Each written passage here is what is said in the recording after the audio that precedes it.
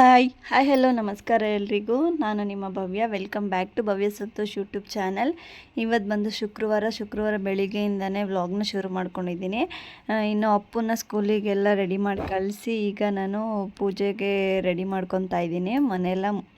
ಮನೆಯೆಲ್ಲ ಗುಡಿಸೋದು ಒರೆಸೋದೆಲ್ಲ ಮುಂಚೆನೇ ಮಾಡ್ಕೊಂಡಿದ್ದೆ. ಈಗ ಅಪ್ಪು ಸ್ಕೂಲಿಗೆ ಹೋದ್ಮೇಲೆ ಫ್ರೆಶ್ ಅಪ್ ಆಗಿ ಬಂದು ಈಗ ಪೂಜೆಗೆಲ್ಲ ರೆಡಿ ಮಾಡ್ಕೊತಾ ಇದ್ದೀನಿ. ಚೆರಿ ನೋಡ್ತಾ ಇರ್ಬೋದು, ಬಂದು ಕೂತ್ಕೊಂಡು ನಾನು ರಂಗೋಲಿ ಹಾಕೋದು ಕುಂಕುಮ ಇಡೋದನ್ನೆಲ್ಲ ನೋಡ್ತಾ ಇದ್ಲು ಕೂತ್ಕೊಂಡು. ಸರಿ ಅಂತ ಹೇಳಿ ನಾನು ಕೂಡ ಬೇಗ ಕೆಲಸಗಳನ್ನ ಮುಗಿಸ್ಕೊತಾ ಇದ್ದೆ. ಮತ್ತು ಚೆರಿ ಹೇಗೆ ಅಂದರೆ ಈ ಥರ ದೇವ್ರು ಮಾಡೋದು, ದೇವ್ರಿಗೆ ಪೂಜೆ ಮಾಡೋಂಥದ್ದು, ರಂಗೋಲಿ ಬಿಡೋದು, ಬೊಟ್ಟಿಡೋದು, ಇದರಲ್ಲೆಲ್ಲ ತುಂಬಾ ಇಂಟ್ರೆಸ್ಟ್ ಇದೆ ಅವಳಿಗೆ. ಏನಾದರೂ ಕೆಲಸ ಮಾಡ್ತಾಯಿದ್ರೆ ನಾನು ಮಾಡ್ತೀನಿ ಅಮ್ಮ, ನಾನು ಮಾಡ್ತೀನಿ ಕೊಡಿ ಅಂತ ಹೇಳಿ ಕೇಳ್ತಿರ್ತಾಳೆ ಮತ್ತು ಹೆಲ್ಪ್ ಕೂಡ ಮಾಡ್ತಾಳೆ. ಪೂಜೆ ವಿಷಯದಲ್ಲಂತೂ ತುಂಬಾ ಇಂಟ್ರೆಸ್ಟ್ ಇದೆ ಅಂತಲೇ ಹೇಳ್ಬೋದು. ಆಲ್ಮೋಸ್ಟ್ ತುಂಬಾ ಶ್ಲೋಕಗಳೆಲ್ಲ ಹೇಳ್ತಾಳೆ. ಹಾಗೆ ಡೈಲಿ ನನ್ನ ಜೊತೆ ಆಗಿರ್ಬೋದು, ಇಲ್ಲ ಅವ್ರ ಪಪ್ಪನ ಜೊತೆ ಆಗಿರ್ಬೋದು, ಡೈಲಿ ಪೂಜೆನ ಮಾಡ್ತಾಳೆ. ಇನ್ನು ರಂಗೋಲಿ ಎಲ್ಲ ದೊಡ್ಡದಾಗೆಲ್ಲ ಹಾಕೋದಕ್ಕೇನು ಹೋಗಿಲ್ಲ, ಸಿಂಪಲ್ಲಾಗಿ ಹೊಸ್ಲು ಮೇಲೆ ಹಾಕ್ಕೊಂಡಿದ್ದೀನಿ. ಅಂದರೆ ಇದು ಬಾಗಿಲೆಲ್ಲ ಓಪನ್ ಮಾಡಿದ್ರೆ ಬಾಲ್ಕನಿದು ಎಲ್ಲ ಗಾಳಿ ತುಂಬಾ ಬರುತ್ತೆ. ಹಾಗಾಗಿ ಮನೆಯೆಲ್ಲ ರಂಗೋಲಿ ಪುಡಿ ಸ್ಪ್ರೆಡ್ ಆಗಿಬಿಡುತ್ತೆ. ಮಕ್ಕಳು ಆಚೆ ಈಚೆ ಓಡಾಡ್ತಿರ್ತಾರೆ ನೋಡಿ, ಬೇಗ ಅದನ್ನೆಲ್ಲ ಇದು ಮಾಡಿಬಿಡ್ತಾರೆ ರಂಗೋಲಿನ. ಹಾಗಾಗಿ ಸಿಂಪಲ್ಲಾಗಿ ಹಾಕ್ಕೊತೀನಿ ಈ ಥರ ನಾರ್ಮಲ್ ಡೇಸಲ್ಲೆಲ್ಲ. ಇನ್ನು ಏನಾದರೂ ಹಬ್ಬ ಏನೋ ಸ್ಪೆಷಲ್ ಡೇಸ್ ಇತ್ತಂದರೆ ಆವಾಗ ಸ್ವಲ್ಪ ದೊಡ್ಡದಾಗೆ ಹಾಕ್ಕೊತೀನಿ ರಂಗೋಲಿನ.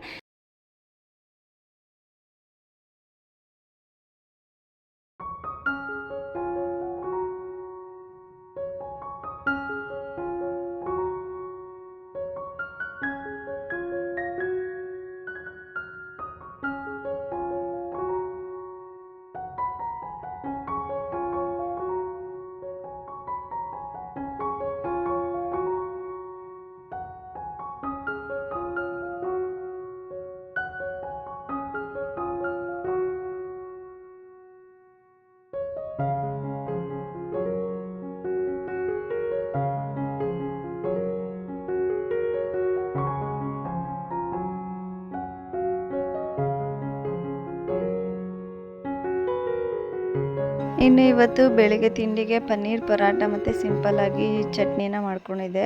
ತೆಂಗಿನಕಾಯಿ ಚಟ್ನಿ ತುಂಬಾ ಚೆನ್ನಾಗಿತ್ತು, ತುಂಬಾ ರುಚಿಯಾಗಿ ಬಂದಿತ್ತು.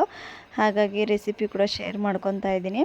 ಪನ್ನೀರನ್ನ ಫ್ರಿಜ್ಜಲ್ಲಿ ಇಟ್ಟಿರೋದ್ರಿಂದ, ಫ್ರಿಜ್ಜಲ್ಲಿ ಇಟ್ಟಿದ್ರೆ ಅದು ತುಂಬ ಒಂಥರ ಹಾರ್ಡ್ ಆಗಿರುತ್ತೆ, ಗಟ್ಟಿ ಇರುತ್ತೆ. ಆವಾಗ ಬಳಸೋದಕ್ಕಿಂತ ಮುಂಚೆ ಒಂದು ಸ್ವಲ್ಪ ಬಿಸಿ ನೀರಲ್ಲಿ ಹಾಕಿಟ್ರೆ ಅದು ತುಂಬ ಸಾಫ್ಟ್ ಆಗುತ್ತೆ. ನೋಡ್ತಿರ್ಬೋದು ನೀವೇ ಎಷ್ಟು ಸಾಫ್ಟ್ ಆಗಿದೆ ಅಂತೇಳಿ.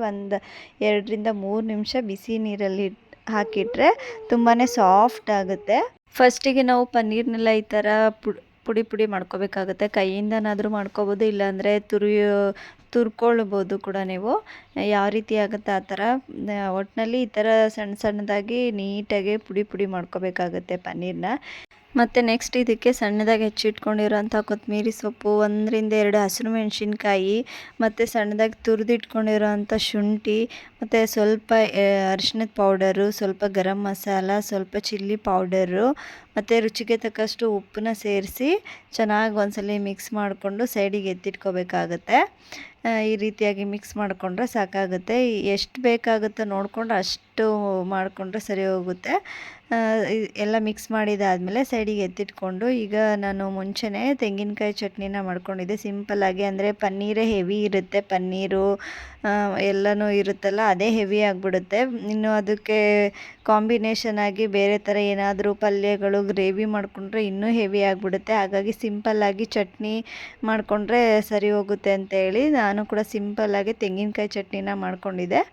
ಇದಕ್ಕೆ ಈ ಥರ ಸಿಂಪಲ್ಲಾಗಿ ಸಾಸಿವೆ, ಕರಿಬೇವಿನ ಸೊಪ್ಪು, ಒಂದೇ ಒಂದು ಮೆಣಸಿನ್ಕಾಯಿ, ಜೀರಿಗೆ ಇದನ್ನೆಲ್ಲ ಹಾಕಿ ಬೆಳ್ಳುಳ್ಳಿ ಎಲ್ಲ ಹಾಕಿ ಒಗ್ಗರಣೆ ಮಾಡಿಕೊಂಡೆ. ಈ ಥರ ಚಟ್ನಿಗಳಿಗೆ ಒಗ್ಗರಣೆ ಮಾಡೋದ್ರಿಂದ ಟೇಸ್ಟ್ ಡಿಫ್ರೆಂಟಾಗಿ ಬರುತ್ತೆ, ತುಂಬಾ ಚೆನ್ನಾಗಿರುತ್ತೆ. ಇದಾದಮೇಲೆ ನಾನಿಲ್ಲಿ ಪರೋಟಾನ ರೆಡಿ ಮಾಡ್ಕೊತಾ ಇದ್ದೀನಿ. ನಾನಿಲ್ಲಿ ಮುಂಚೆನೇ ಗೋಧಿ ಹಿಟ್ಟನ್ನ ಈ ಥರ ಮೃದುವಾಗಿ ಕಲಸಿ ಇಟ್ಕೊಂಡಿದ್ದೆ. ಇದನ್ನು ಯಾವ ರೀತಿಯಾಗಿ ಕಲಿಸ್ಕೋಬೇಕು ಅಂದರೆ ಸೇಮ್ ಚಪಾತಿ ಹಿಟ್ಟಿನ ಅದಕ್ಕೆ ಕಲಿಸ್ಕೋಬೇಕು. ಬಟ್ ಚಪಾತಿ ಹಿಟ್ಟಿಗಿಂತ ಇನ್ನೂ ಸ್ವಲ್ಪ ಮೃದುವಾಗಿ ಸಾಫ್ಟಾಗಿ ಕಲಿಸ್ಕೋಬೇಕಾಗುತ್ತೆ. ಯಾಕಂದರೆ ಒಳಗಡೆ ಪನ್ನೀರ್ನ ಕೂಡ ಸ್ಟಫಿಂಗ್ ಮಾಡಿ ಒತ್ತೋದ್ರಿಂದ ಅದು ನೀಟಾಗಿ ಸ್ಪ್ರೆಡ್ ಎಲ್ಲ ಆಗಬೇಕಂದ್ರೆ ಇನ್ನೊಂದು ಸ್ವಲ್ಪ ಸ್ಮೂತಾಗಿ ಕಲಸಿಟ್ಕೊಂಡ್ರೆ ಸರಿ ಹೋಗುತ್ತೆ. ನಾನಿದು ಕಲಿಸುವಾಗ ವಿಡಿಯೋ ಮಾಡ್ಕೊಂಡಿಲ್ಲ, ಹಾಗಾಗಿ ಹಾಗೆ ಹೇಳ್ತಾ ಇದ್ದೀನಿ. ಮಾಮೂಲಿಯಾಗಿ ಚಪಾತಿಗೆಲ್ಲ ಯಾವ ರೀತಿಯಾಗಿ ಕಲಿಸ್ಕೊತೀರ ನೋಡಿ, ಸ್ವಲ್ಪ ಉಪ್ಪನ್ನ ಹಾಕಿ ಎಣ್ಣೆ ಹಾಕಿ ಬೇಕಿದ್ರೆ ತುಪ್ಪನೂ ಕೂಡ ಹಾಕಿ ಕಲಸಿಟ್ಕೋಬೋದು. ಪರೋಟಾಗೆ ಈ ಥರ ತುಪ್ಪನ ಯೂಸ್ ಮಾಡ್ಕೊಂಡು ಕಲಿಸಿದ್ರೆ ಟೇಸ್ಟು ಕೂಡ ಚೆನ್ನಾಗಿ ಬರುತ್ತೆ. ಹಾಗಾಗಿ ನಾನು ಕೂಡ ಸ್ವಲ್ಪ ತುಪ್ಪನ ಹಾಕ್ಕೊಂಡು ರುಚಿಗೆ ಬೇಕಾಗೋಷ್ಟು ಉಪ್ಪನ್ನ ಹಾಕಿ ಮಾಮೂಲಿಯಾಗಿ ಚಪಾತಿಗೆಲ್ಲ ಯಾವ ರೀತಿಯಾಗಿ ಕಲಿಸ್ಕೊತೀವಿ ನೋಡಿ ಆ ರೀತಿಯಾಗಿ ಅದಕ್ಕಿಂತ ಸ್ವಲ್ಪ ಜಾಸ್ತಿ ಸಾಫ್ಟಾಗಿ ಕಲಸಿಟ್ಕೊಂಡಿದ್ದೆ. ಅದಾದಮೇಲೆ ಅದನ್ನು ಸ್ವಲ್ಪ ಒತ್ಕೊಂಡು ಅದ್ರ ಮೇಲೆ 1-2 ಸ್ಪೂನಷ್ಟು ಈ ಮಿಕ್ಸ್ ಮಾಡಿ ಇಟ್ಕೊಂಡಿದ್ವಿ ನೋಡಿ ಪನ್ನೀರ್ದು, ಆ ಸ್ಟಫಿಂಗ್ನ ಒಳಗಡೆ ಹಾಕಿ ಈ ಥರ ನೀಟಾಗಿ ಕ್ಲೋಸ್ ಮಾಡಿಕೊಂಡು ಸಾಫ್ಟಾಗಿ ಒತ್ಕೋಬೇಕಾಗುತ್ತೆ. ಯಾವುದೇ ಥರ ಪ್ರೆಷರ್ ಹಾಕ್ದಂಗೆ ನಿಧಾನಕ್ಕೆ ಈ ಥರ ಒತ್ಕೊಂಡ್ರೆ ನೀಟಾಗಿ ಬರುತ್ತೆ ಪರೋಟ. ನೋಡ್ತಾ ಇರ್ಬೋದು ನೀವು ಎಷ್ಟು ನೀಟಾಗಿ ರೌಂಡ್ ಶೇಪಲ್ಲೇ ಬಂದಿದೆ ಅಂತೇಳಿ.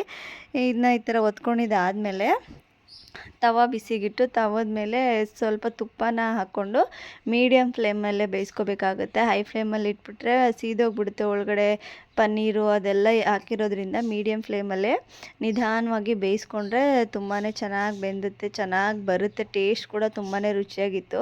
ಫಸ್ಟ್ ಟೈಮ್ ಮಾಡೋರು ಕೂಡ ಇದನ್ನು ಆರಾಮಾಗಿ ಮಾಡ್ಕೋಬೋದು. ನಾನು ಕೂಡ ಫಸ್ಟ್ ಟೈಮೇ ಟ್ರೈ ಮಾಡ್ತಾ ಇರೋದು. ಹೇಗೆ ಬರುತ್ತೋ ಇದೆಲ್ಲ ಕಿತ್ತೋಗ್ಬಿಡುತ್ತೆ ಅನ್ನೋ ಈ ಥರ ಒತ್ತಕ್ಕಾಗುತ್ತಾ, ಸ್ಟಫಿಂಗ್ನೆಲ್ಲ ಒಳಗಡೆ ಹಾಕಾದ್ಮೇಲೆ ನೀಟಾಗಿ ಬರುತ್ತಾ ಒತ್ತೋದಕ್ಕೆಲ್ಲ ಅಂತ ನನಗೂ ಕೂಡ ಭಯ ಇತ್ತು. ಆದರೆ ಆ ಥರ ಕಿತ್ತೋಗೋದು ಏನೂ ಆಗಿಲ್ಲ. ಬಟ್ ಚಪಾತಿ ಹಿಟ್ಟನ್ನ ಸ್ವಲ್ಪ ಸಾಫ್ಟಾಗಿ ಕಲಸಿಟ್ಕೋಬೇಕಾಗುತ್ತೆ. ನೀಟಾಗಿ ಈ ಥರ ಒತ್ತಿದಾಗ ಅದು ನೀಟಾಗಿ ಬರೋ ಥರ ಸಾಫ್ಟಾಗಿ ಕಲಿಸ್ಕೊಂಡ್ರೆ ಯಾವುದೇ ಥರ ಕಿತ್ತೋಗೋದು ಆ ಥರ ಏನಿಲ್ಲ. ಮತ್ತು ಒತ್ತಿದ ಮೇಲೂ ಈ ಥರ ಜಾಸ್ತಿ ತೆಳುಗೆ ಒತ್ಕೋಬಾರ್ದು, ಸ್ವಲ್ಪ ಮಂದವಾಗಿ ಒತ್ಕೊಂಡ್ರೆ ನಡೆಯುತ್ತೆ. ಪರೋಟ ಮಂದವಾಗಿ ಇರುತ್ತಲ್ಲ, ಹಾಗಾಗಿ ಫಸ್ಟ್ ಟೈಮೇ ನಾನು ಕೂಡ ಮಾಡಿದ್ದು. ತುಂಬಾ ಚೆನ್ನಾಗಿ ಬಂದಿತ್ತು. ಟೇಸ್ಟು ಕೂಡ ಅಷ್ಟೇ ತುಂಬಾ ರುಚಿಯಾಗಿತ್ತು. ನೋಡ್ತಾ ಇರ್ಬೋದು ನೀವು, ಎಲ್ಲೂ ಕಿತ್ತೋಗೋದು ಆ ಥರ ಏನೂ ಆಗಿಲ್ಲ. ಮತ್ತು ಬೇಯಿಸುವಾಗೂ ಅಷ್ಟೇ ಇದಕ್ಕೆ ತುಪ್ಪನ ಹಾಕ್ಕೊಂಡು ಬೇಯಿಸ್ಕೊಂಡ್ರೆ ಟೇಸ್ಟ್ ಮಾತ್ರ ಡಿಫ್ರೆಂಟಾಗಿ ಚೆನ್ನಾಗಿರುತ್ತೆ. ನಾರ್ಮಲಾಗಿ ಪರೋಟ ಈ ಥರ ಚಪಾತಿ ಇದನ್ನು ಡೈಲಿ ಮಾಡ್ತಾ ಇರ್ತೀವಿ. ಹಾಗಾಗಿ ಇದು ಸ್ವಲ್ಪ ಡಿಫ್ರೆಂಟಾಗಿ ಈ ಥರ ಮಾಡಿಕೊಂಡ್ರೆ ತಿನ್ನೋದಕ್ಕೂ ಕೂಡ ಚೆನ್ನಾಗಿರುತ್ತೆ. ಮಕ್ಕಳಂತೂ ಇಷ್ಟಪಟ್ಟು ತಿಂತಾರೆ ಇದನ್ನು. ನಮ್ಮ ಮನೆಯಲ್ಲಿ ಚೆರಿಗೆ ತುಂಬಾ ಇಷ್ಟ ಆಯಿತು. ಹಾಗಾಗಿ ಅವಳೇ ಕೇಳಿ ಇಸ್ಕೊಂಡು ತಿಂತಾಯಿದ್ಲು. ಅಪ್ಪುಗಿಂತ ಚೆರಿಗೆ ತುಂಬಾ ಇಷ್ಟ ಆಯಿತು ಇದು. ಮಕ್ಕಳಂತೂ ಹಾಗೆ ತಿನ್ಕೊತಾರೆ ಓಡಾಡಿಕೊಂಡು. ನೀವು ಒಂದ್ಸಲಿ ಟ್ರೈ ಮಾಡಿ ನೋಡಿ. ಪನ್ನೀರ್ ಇತ್ತು ಅಂದರೆ ಮನೆಯಲ್ಲಿ ಒಂದ್ಸಲಿ ಟ್ರೈ ಮಾಡಿ ನೋಡಿ. ತುಂಬಾ ರುಚಿಯಾಗಿ ತುಂಬಾ ಟೇಸ್ಟಾಗಿ ಬರುತ್ತೆ.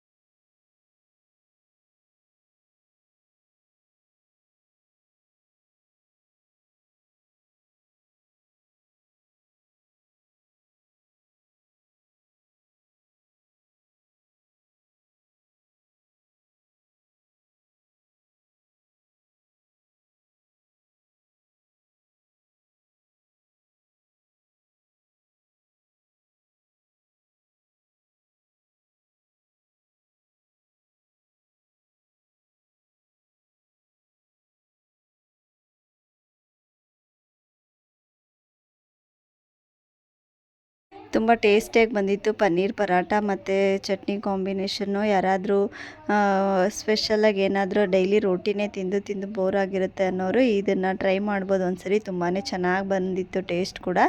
ಈಗ ತಿಂಡಿ ಎಲ್ಲ ಮುಗಿಸಿ ಸ್ವಲ್ಪ ಪಾತ್ರೆ ಇತ್ತು, ಅದು ಕೂಡ ಎಲ್ಲ ವಾಶ್ ಮಾಡಿಕೊಂಡು ಈಗ ವಾಷಿಂಗ್ ಮಿಷಿನ್ಗೆ ಬಟ್ಟೆ ಹಾಕ್ಬಿಡೋಣ ಅಂತ ಹೇಳಿ ಬಂದಿದ್ದೀನಿ. ನಾನು ನಾರ್ಮಲಾಗಿ ವಾರದಲ್ಲಿ ಒಂದು 2 ಸರಿ ಅಷ್ಟೇ ವಾಷಿಂಗ್ ಮಿಷಿನ್ಗೆ ಬಟ್ಟೆ ಹಾಕೋವಂಥದ್ದು. ಬಾಕಿ ಟೈಮಲ್ಲೆಲ್ಲ ನಾನು ಮಕ್ಕಳು ಬಟ್ಟೆ ಎಲ್ಲ ನಾನು ಕೈಯಲ್ಲೇ ವಾಶ್ ಮಾಡಿಬಿಡ್ತೀನಿ. ನಂದು ಮತ್ತು ನನ್ನ ಹಸ್ಬೆಂಡ್ ಮಾತ್ರನೇ ಹಾಕೋವಂಥದ್ದು. ಇನ್ನು ವೈಟ್ ಬಟ್ಟೆಗಳು, ವೈಟ್ ಟೀ ಶರ್ಟ್ಸ್ ಅವೆಲ್ಲ ನಾನು ಕೈಯಲ್ಲೇ ವಾಶ್ ಮಾಡ್ಕೊಬಿಡ್ತೀನಿ.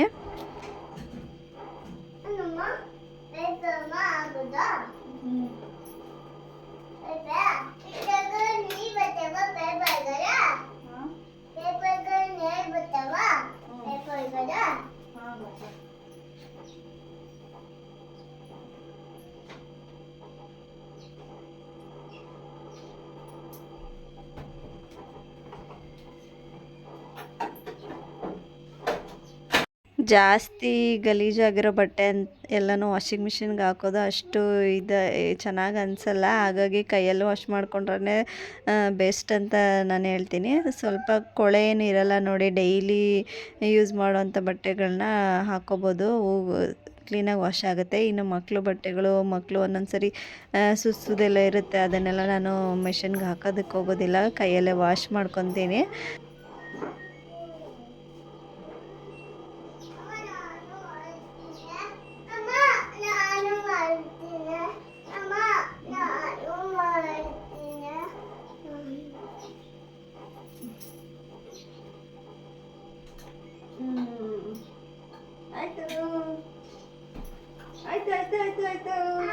ಆಯ್ತು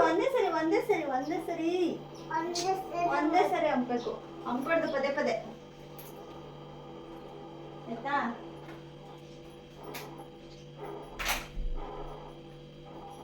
ಹಾಗಾಗಿ ವಾರದಲ್ಲಿ 2 ಸರಿ ಅಷ್ಟೇ ಯೂಸ್ ಮಾಡೋ ಅಂಥದ್ದು. ಇನ್ನು ನಾನು ಇದು ಮನೆಯಲ್ಲಿ ವಾಷಿಂಗ್ ಮಿಷಿನ್ ಇಡೋದಕ್ಕೂ ಕೂಡ ಸಪ್ರೇಟ್ ಜಾಗ ಆ ಥರ ಏನೂ ಕೊಟ್ಟಿಲ್ಲ. ವಾಷಿಂಗ್ ಮಿಷಿನ್ ಇಡೋದಕ್ಕೆ ಜಾಗ ಇಲ್ಲ ಮನೆಯಲ್ಲಿ ಅಂತಲೇ ಹೇಳ್ಬೋದು. ಹಾಗಾಗಿ ಇದು ಓಡಾಡೋ ದಾರಿ ಇರುತ್ತೆ ರೂಮ್ಗೂ, ಹಾಲ್ಗೂ, ಈ ಕಡೆ ಬಂದರೆ ಕಿಚನ್ನು, ಇಲ್ಲೇ ಇಟ್ಕೊಂಡು ವಾಶ್ ಮಾಡ್ಕೊಳ್ಬೇಕಾಗುತ್ತೆ. ಬಟ್ಟೆ ವಾಶ್ ಮಾಡುವಾಗ ತಂದು ಇಲ್ಲಿ ಇಟ್ಕೊಂಡು ಮತ್ತು ಕೆಲಸ ಎಲ್ಲ ಮುಗ್ದಿದ್ಮೇಲೆ ತಗೊಂಡೋಗಿ ರೂಮಲ್ಲಿ ಇಟ್ಕೊಂಡ್ಬಿಡ್ತೀನಿ. ಯಾಕಂದರೆ ಮಕ್ಕಳು ಆ ಕಡೆ ಈ ಕಡೆ ಓಡಾಡ್ತಿರ್ತಾರೆ, ಕೈಗೆ ಕಾಲಿಗೆ ಟಚ್ ಆಗ್ತಾನೆ ಇರುತ್ತೆ, ಹೊಡ್ಕೊಬಿಡ್ತಾರೆ, ಬೀಳ್ತಾರೆ. ಹಾಗಾಗಿ ಕೆಲಸ ಮುಗಿದ್ಮೇಲೆ ರೂಮಲ್ಲಿ ಇಟ್ಬಿಡ್ತೀನಿ.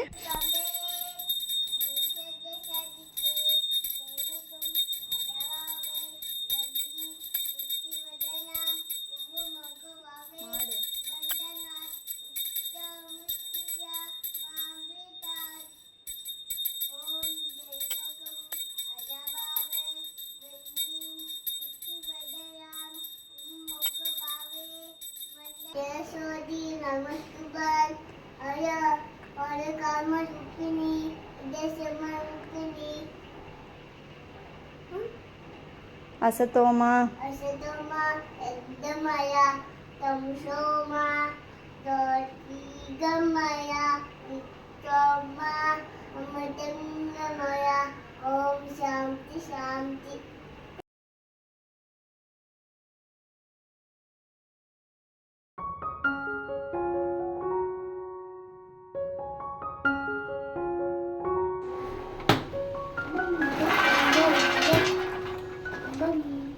ಸಾಕ್ತಾನೆ. ಇನ್ನು ಸಂಜೆ ಕೂಡ ಒಂದು ಸರಿ ಹಾಗೆ ಪೂಜೆನ ಮುಗಿಸ್ಕೊಂಡು ಈಗ ನಾನು ಕೂಡ ಸ್ವಲ್ಪ ಟೀನ ಮಾಡಿಕೊಂಡೆ. ಮಕ್ಕಳು ಕೂಡ ಏನಾದರೂ ತಿನ್ನೋದಕ್ಕೆ ಕೇಳ್ತಿರ್ತಾರಲ್ಲ, ಹಾಗಾಗಿ ಅವ್ರಿಗೂ ಕೂಡ ಮನೇಲಿ ಸ್ವಲ್ಪ ಮಖಾನ ಇತ್ತು, ಅದನ್ನು ಕೂಡ ಫ್ರೈ ಮಾಡಿಕೊಟ್ಟೆ ಅವ್ರಿಗೆ. ಅವರು ಕೂಡ ಎಂಜಾಯ್ ಮಾಡ್ಕೊಂಡು ತಿಂದರು. ತುಂಬಾ ಚೆನ್ನಾಗಿರುತ್ತೆ. ಮಖಾನಕ್ಕೆ ಬಟರ್ ಹಾಕ್ಕೊಂಡು ಹುರ್ಕೊಂಡ್ರೆ ಇನ್ನೂ ತುಂಬ ಚೆನ್ನಾಗಿರುತ್ತೆ. ಬಟರ್ ಜೊತೆ ಸ್ವಲ್ಪ ಉಪ್ಪು ಮತ್ತು ಸ್ವಲ್ಪ ಅರಿಶಿಣದ ಪೌಡರ್ ಹಾಕಿ ಚೆನ್ನಾಗಿ ಹುರ್ಕೊಂಡ್ರೆ ಚೆನ್ನಾಗಿರುತ್ತೆ. ಕ್ಲ್ಯಾಪ್ ಎಲ್ಲ ಏನು ಬೇಡ, ಹಂಗೆ ತಿನ್ರಿ. ಇಬ್ರು ಒಂದೊಂದು, ನೀನೊಂದು ಅವಳೊಂದು. ಚೆನ್ನಾಗದ? ಕರುಮ್ ಕರುಮ್ ಅಂತಾವ. ತಿನ್ನು. ಚರಿಗೆ ಕೂದ್ಲಿಂಗ್ ತಳ್ಳು, ಎಲ್ಲ ಹಣೆ ಮ್ಯಾಗ ಬಂದವೆ. ತಳ್ಳಿ ಇನ್ನೊಂಚೂರು ಅವಳಿಗೆ. ಅವಳಿಗೆ ಕಟ್ಟಿಂಗ್ ಮಾಡಿಸ್ಲಿಲ್ಲ ತಾನೇ?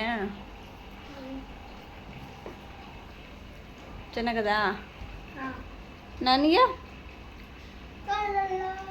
ಕೊಡಪ್ಪ.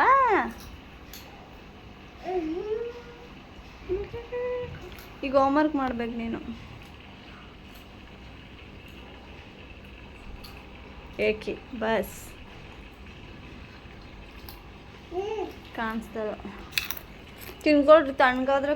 ನಮ್ಮ ಅಮ್ಮ ಚಾನಲ್ ಪ್ಲೀಸ್ ಲೈಕ್ ಮಾಡಿ, ಶೇರ್ ಮಾಡಿ, ಸಬ್ಸ್ಕ್ರೈಬ್ ಮಾಡಿಕೊಂಡು ಫಾಲೋ ಮಾಡಿ. Thank you. Bye bye. Bye bye. Please like ಮಾಡಿ, ಶೇರ್ ಮಾಡಿ.